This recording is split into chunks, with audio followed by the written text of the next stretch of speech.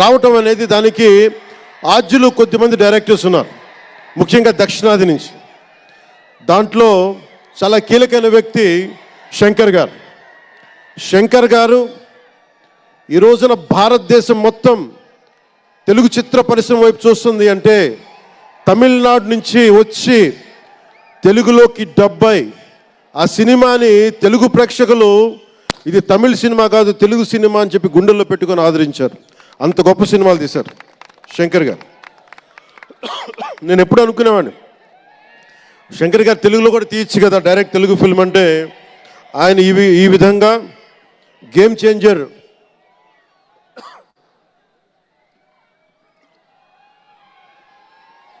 Changer సినిమాని పూర్తిగా తెలుగులో తీసి మిగతా భాషల్లో డబ్ చేసే క్రమంలో రిలీజ్ చేస్తుంది. మనస్ఫూర్తిగా వారికి నా ధన్యవాదాలు.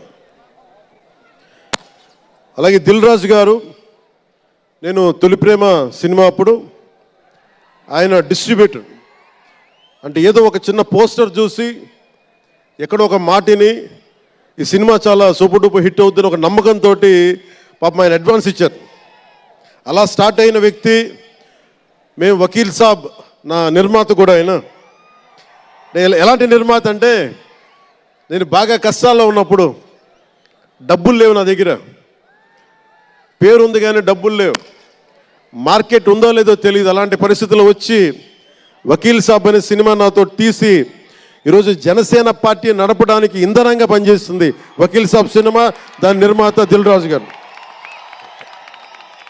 సో మనస్ఫూర్తిగా వారికి నా ధన్యవాదాలు.